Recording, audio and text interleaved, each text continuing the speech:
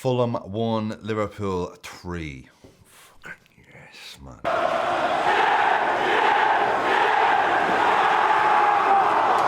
What's important is Liverpool are back. Damn it! Who typed a question mark on the teleprompter? No, it wasn't a perfect performance, but it felt like watching Liverpool again. In what was a confusingly bad spell of a couple of weeks there. It's a weird one with this one because it's like up on every win, as it was it's the 3-horse race, and up until our bad stretch there, every win was like, yes, like everything was just so dialed right up, and then we took a bit of a hit the last few weeks, and like I feel like I'm just mentally recalibrating my expectations all the time. Where it's like last season I was like, oh, we're shit now, to this season been like, look at us. Then Klopp announces that he's leaving, and then we're all like, we have to win this for Klopp. At least I was like that anyway. And then it was like, oh no, we're shit again. And now I feel like we're in the, oh, look at us again. I don't know what to think. Certainly after this win, like I tell you, like, don't get me wrong, I was fucking delighted. It wasn't like, but in terms of right now, 2 away wins on the bounce. And yes, I'm counting Atalanta, we won it. Is the fact. Yeah? And this one, let's just get into it. I've been talking way too much already. Let's just start with Trent. Elliot had the free kick first, where I'm like, first of all, I'm like I actually got my reaction to this goal and to the Elliot free kick first, because I thought I actually had the space. I was just watching it, sitting on my bed, just watching it. The first free kick we get, and then I see Harvey Elliott running up. I'm like, huh? And then I'm like, ugh. And then we get another free kick like 2 minutes later. I'm like, all right, enough messing around here. Elliot, and then I realised this is part of some genius tactic to get into the defence's heads. Elliot going low makes them think, oh, should we block low? Should we not jump for Trent? Should we put our smallest men in the wall? Like a boxer going to the body to open up the head. At least that's what I think they do. Anyway, perfect free kick. Oh my God. I got my reaction to it. Here it is. You fucking beauty! Yes! Now here's what I like about the goal. Apart from the fact that it actually puts us in front in a game. So we're not chasing a game. Marks for that. The fact that it's possibly the most perfect free kick I've ever seen in my life, marks for that. The fact that he's running away to celebrate before it even hits the goal. There's just something about starting that run. If he took the free kick and then stayed in the same spot, and then it went in, and then from standing went off to celebrate, it just doesn't hit the same as I want to see you running as the ball's in the goal. There's something about it. I don't know what it is. But fucking yes is all I have to say about that. And it could be a very important goal. I was thinking of every goal in that context of like, I felt like it was very possible that we'd keep this malaise that we've had the last few weeks going until we had some sort of spark to wake us up and be like, oh yeah, we're Liverpool. Fucking yes scale, it's a solid 9. And just on Trent, Jesus Christ, have I missed him. Now, the players that we've missed, I thought in my head, you know what, actually, we haven't missed them too much until you see and you're reminded of what like players like Trent bring. Like, Bradley's been amazing, but like, oh my God, Trent just finds, like, he found a cross for Diaz in the first few minutes that he probably should have scored. Just the way he's able to just be like, no danger, one ball, oh, we're 1-on-1 with the keeper, great. But my God, have I missed you, Trent. Then they score, and look, I know they score then, wasn't happy with it, but I didn't really blame anyone, Yeah, you could analyse it and be like, oh, but like it wasn't calamitous or anything like that. It was just unlucky.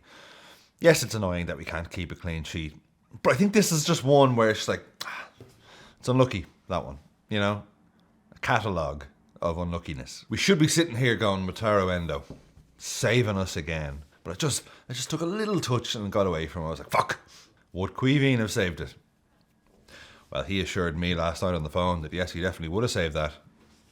Oh, but that's just between me and you. Now, let's talk about goal number 2. Gravenberch. You son of a bitch. What a fucking shot that is. I swear to God, that'll stop your heart. There's, I've watched this goal. I think I've actually watched this goal more than the Trent free kick. The way he kind of just gets it, opens up, and he just kind of rolls it in front of him. It's just all so smooth. And off the post as well. When do you see that? It's a throwback to the 90s. Is it just me, or did shots go off the post a lot more back in the day? And you can see what it meant to everyone. I love seeing other players arms out like this when a shot goes in. Now look, I was going to give this a fucking yes scale of 8, but actually the celebration bumps it up to a 9. Here's what I liked about the celebration. 1, I love the fact that after he does his, I'm guessing it's an anime thing, I don't know. I love the fact that he shouts Vamos at Lucho. Just for him, He doesn't obviously say Vamos. We don't speak the same language, but we play the same language.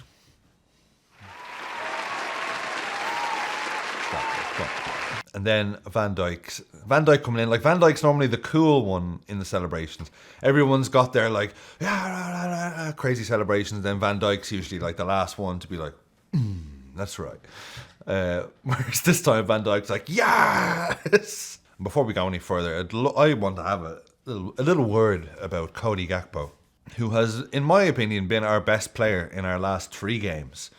I don't know if I'm jumping the gun here. Tell me what you think about this, but like, I feel like with Nunez and Salah and Diaz, individually they're all great, and together they're sometimes great. Do you know what I mean? Like, there's just a communication thing, or I feel like there's just something, obviously it's not as fluid as Salah, Firmino, Mane, but that's a once in a lifetime sort of relationship they all had. But by the final third has just been a little bit like, just not quite there, or missing a bunch of chances and stuff like that. And like, Gakpo was still the 4th choice out of those 3. But having Jota in the team, I love Jota and Gakpo together. And I think Gakpo really loves it a lot more as well. I could be talking shy here, but it just feels like Jota's game suits Gakpo quite a bit. Big Gak was my man of the match. He seems to be playing with a bit more confidence. And the difference in him when he's got confidence, and you can tell that the other players are really rooting for him. I get the impression he's doing everything right. I get the impression he's a great guy, because you can see how much it means to other players when he scores. Also, Endo in the second half in particular was absolute quality. I just love seeing Endo winning the ball back. Seeing Endo winning the ball back in this game, everything was right with the world. This is what I know. This is how it should be. It's like when Endo's playing well, all is well. All is well. All is well. And then Jota 3-1. God, I've missed Jota 3-1.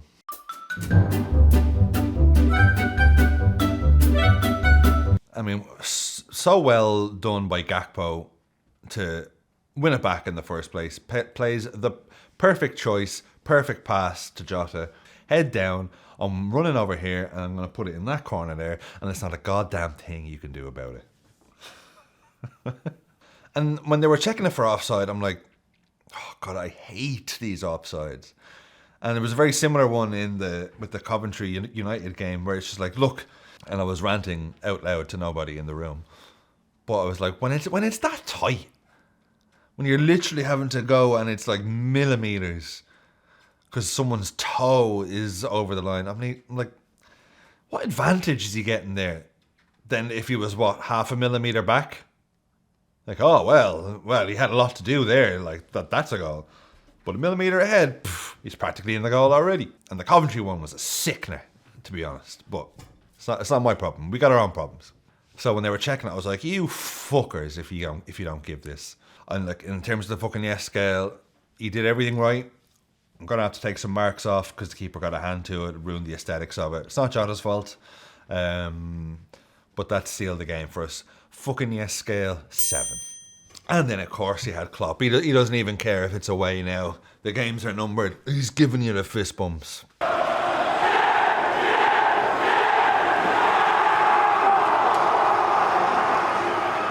And now we're set up now. We have Everton away now away.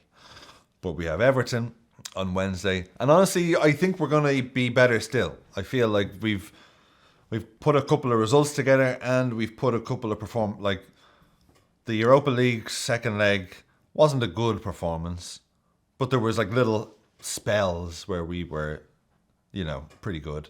And this one, the entire second half, we actually controlled a full half of football.